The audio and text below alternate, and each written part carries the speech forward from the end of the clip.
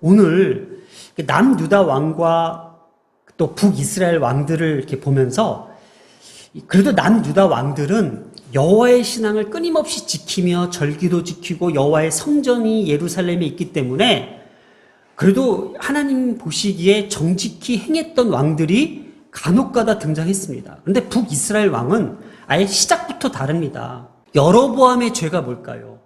금송아지 숭배 사건으로 봤을 때에 북이스라엘 왕들은 끊임없이 하나님 앞에 범죄했던 왕들이었습니다. 그리고 그 반란을 일으켜서 왕권을 창탈했기 때문에 제대로 된 왕들이 없습니다. 그래서 하나님에 대한 어떤 신앙심이나 또 어떤 종교적 열심 같은 것들이 오히려 우상 숭배에 더 가까이 있지 오히려 여호와의 신앙에는 그렇게 가까이 있지 않습니다.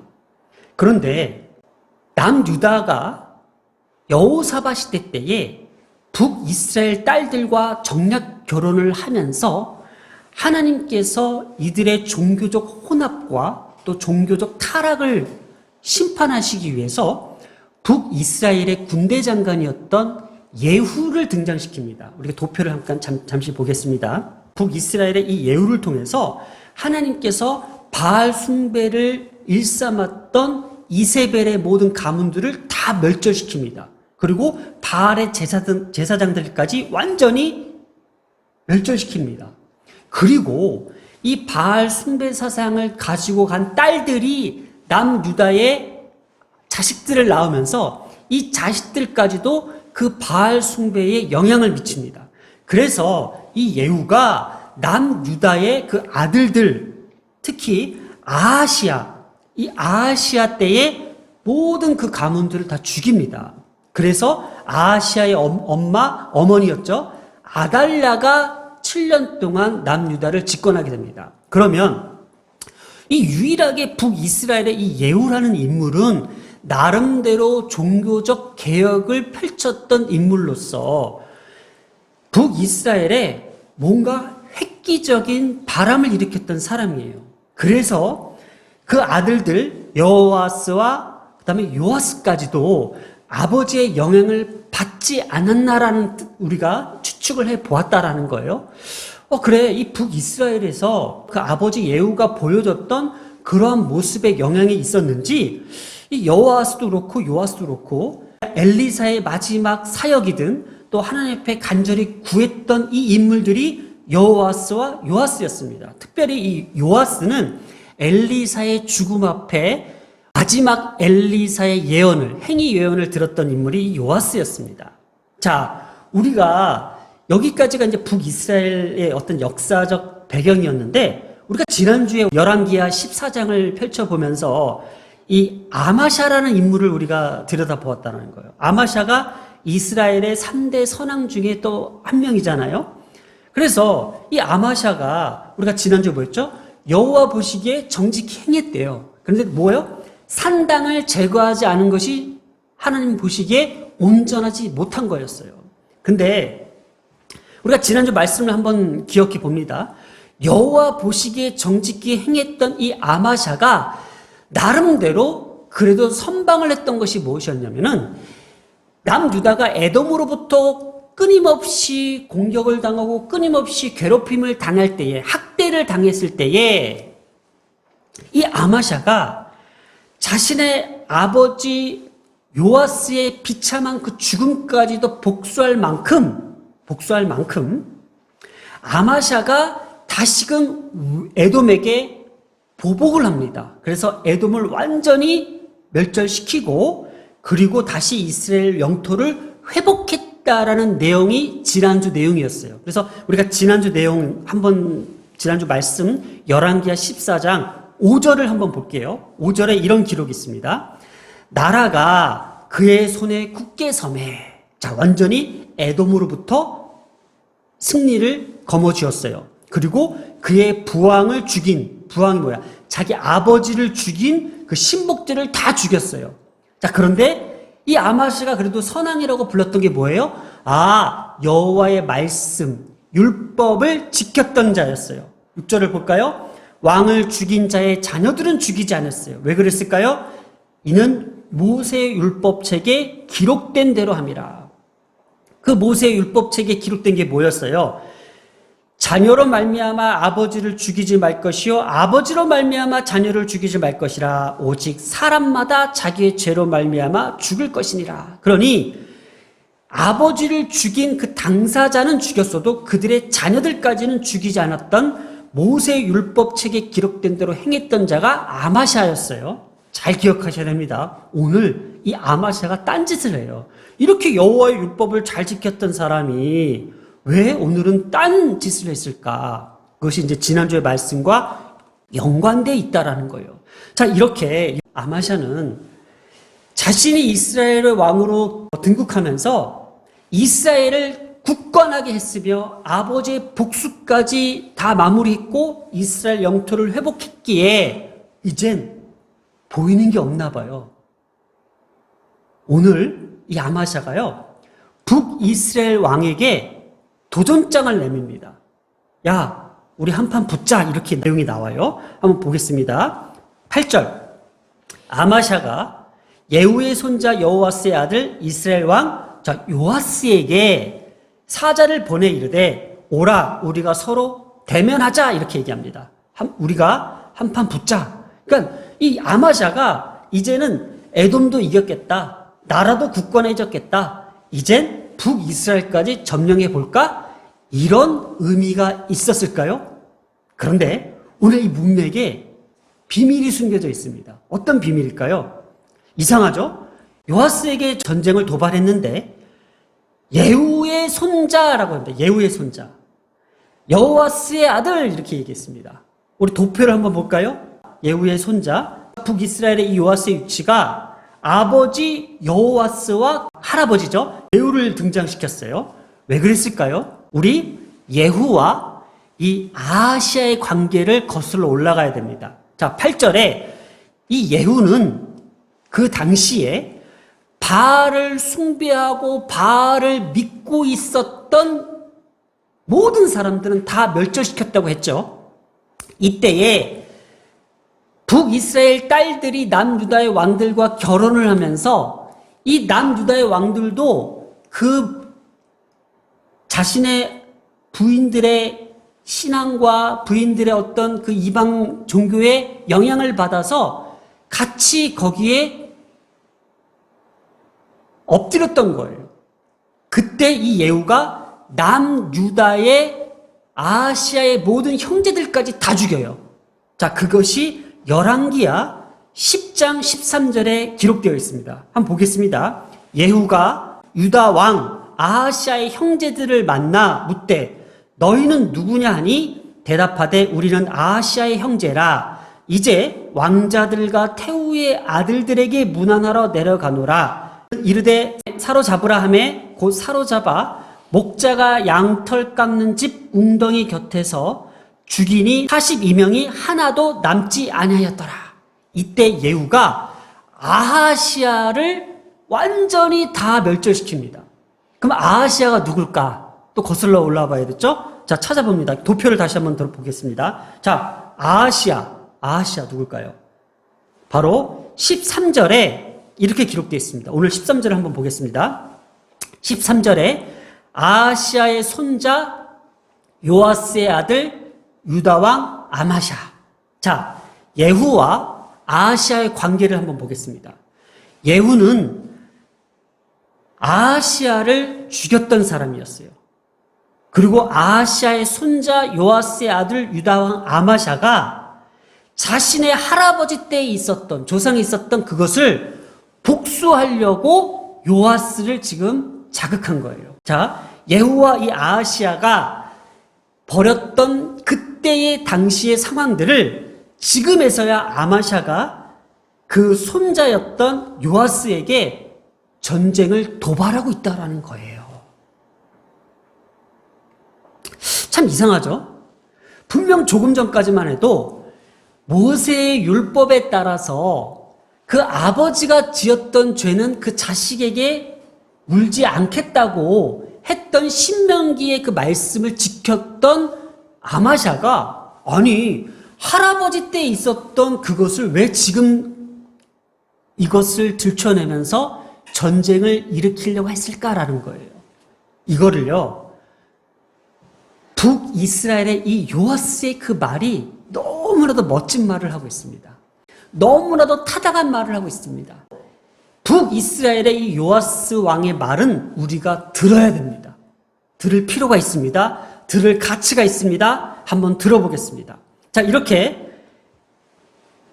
에돔으로부터 승리를 거두고 나라를 굳건히 세우고 있는 이 아마샤가 전쟁을 도발하고 있는 이 상황에서 북이스라엘의 이 요아스 왕은 어떻게 이것을 받아칠까라는 거예요. 9절입니다. 자, 이스라엘 왕 요아스가 유다 왕 아마샤에게 사람을 보내요. 이렇게 이야기합니다. 이것이 히브리 문학적으로 우화를 많이 사용한다는 것을 우리가 감안했을 때에 참 의미가 있습니다. 자, 이렇게 비유하고 있어요. 아마샤를요, 레바논 가시나무라고 비유하고 있고요. 자신은 레바논 백항목이라고 비유하고 있습니다. 그러면서 레바논 가시나무가 레바논 백항목에게 전가를 보내어 이르기를 내 딸을 내 아들에게 주어 아내로 삼게 하라 하였더니 레바논 들짐승이 지나가다가 그 가시나무를 짓밟으니라. 이게 뭐냐면 레바논의 가시나무가 레바논의 백항목에게 서로 사돈관계를 맺으려고 하는 거야 이러는 거예요. 자, 우리가 레바논 가시나무에 대해서 좀 살펴보면은 레바논 가시나무는요, 아무짝에도 쓸모없는 나무로 표현하고 있습니다.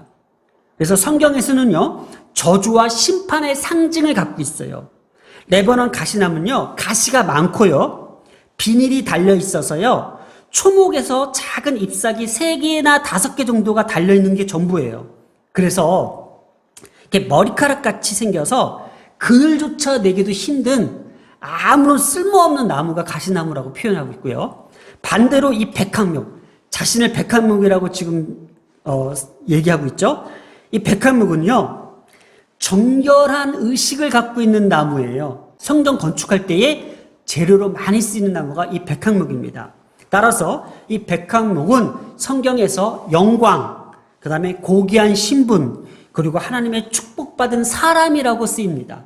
영어로 시더라고 하는데, 이렇게 우화를 통해서 요아스는 지금 가시나무가 어찌하여 우리 백항목과 사돈 관계를 맺고자 하는 것 같냐라는 것을 의미를 두고 있는 거예요. 그러니 너희랑 우리랑은 이젠 더 이상 그런 관계가 아니야라는 거예요.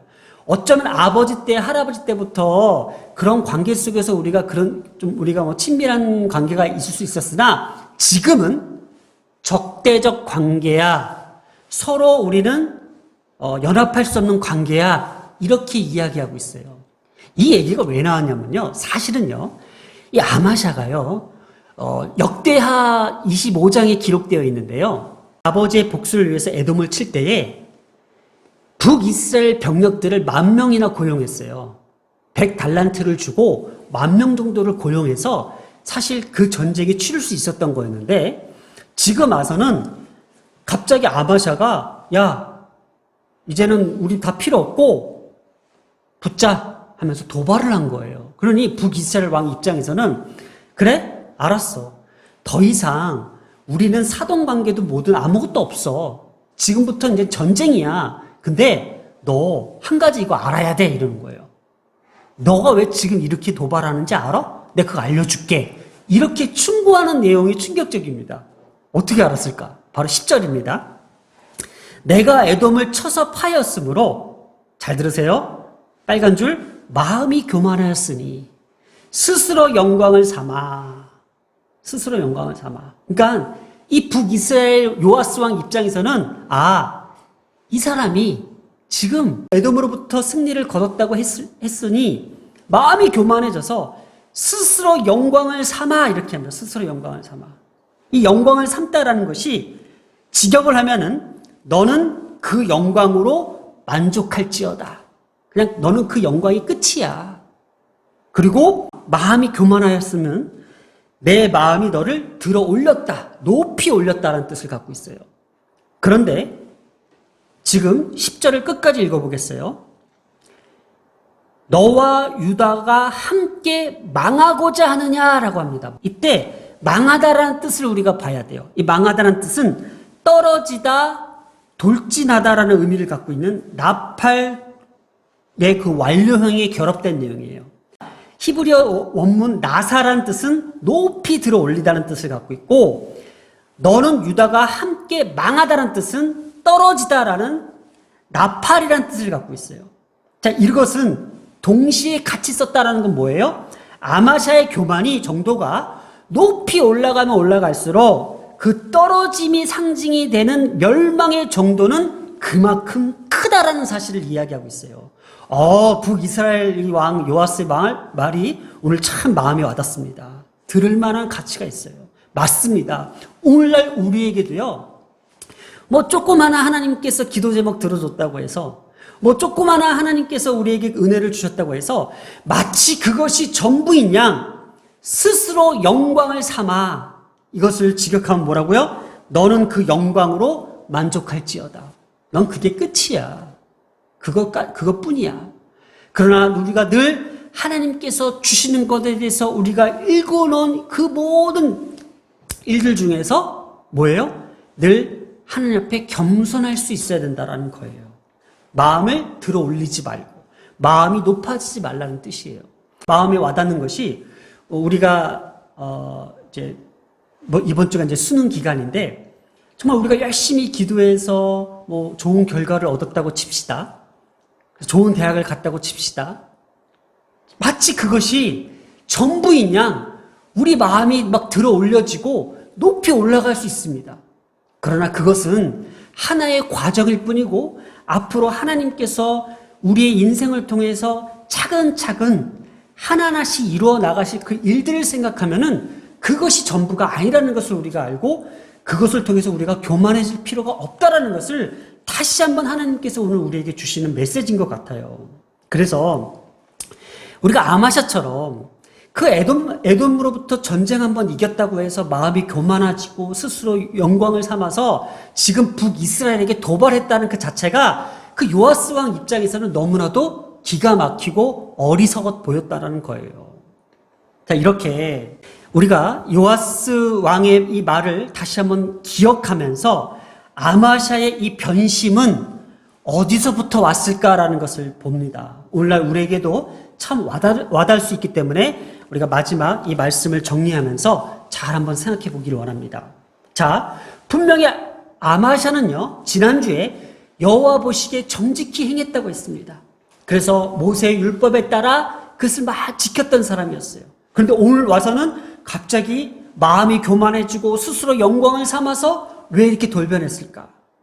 바로 시작은 하나님 중심에서 신정 통치를 구현함으로써 여호와 보시기에 정직히 행하였으나 하나님의 도우심으로 굳건해지자.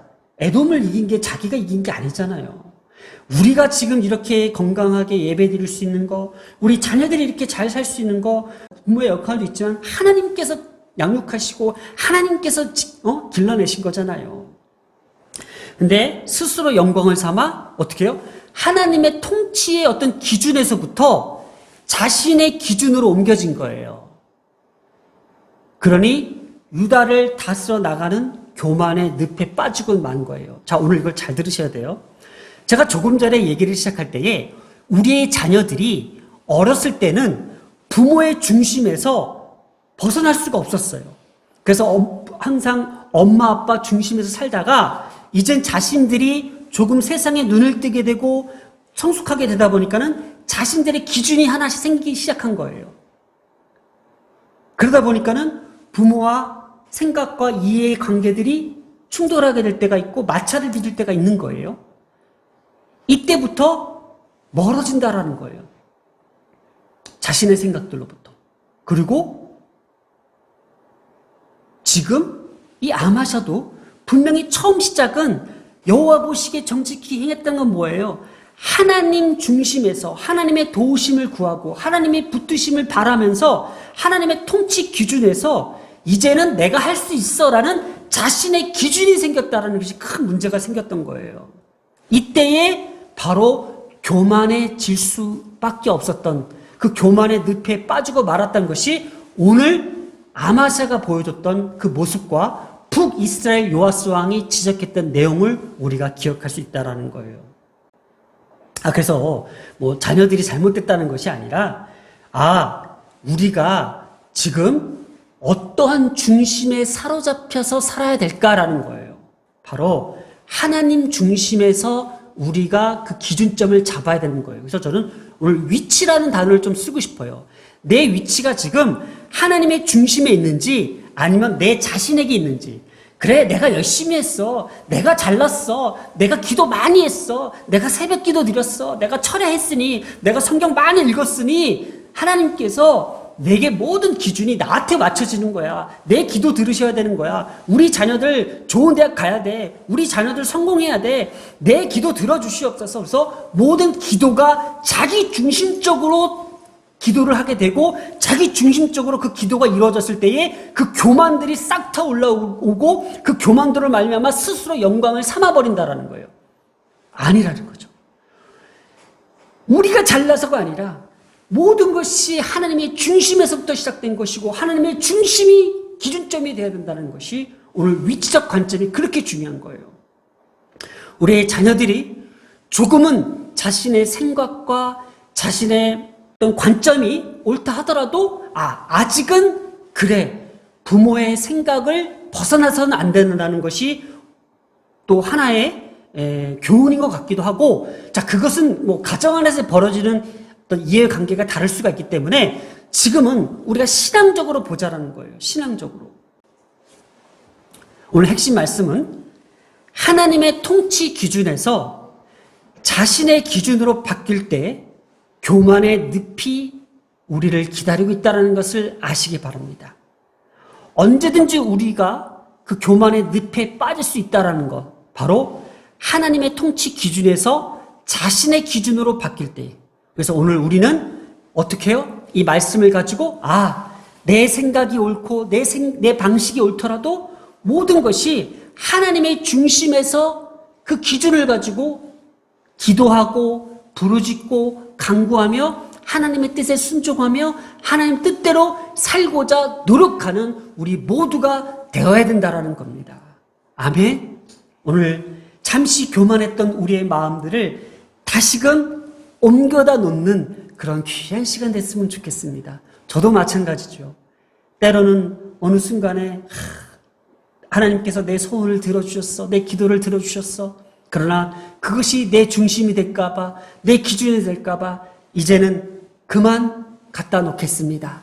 다 주님께서 해주셨고요. 주님께서 붙들어 주셨고요. 주님께서 우리의 길들을 예비하실 거고요. 주님께서 우리의 길들을 여실 것입니다. 오늘도 우리의 길을 여시는 그 하나님께로 모든 기준을 갖다 놓고 이 시간 기도하겠습니다. 기도하시겠습니다.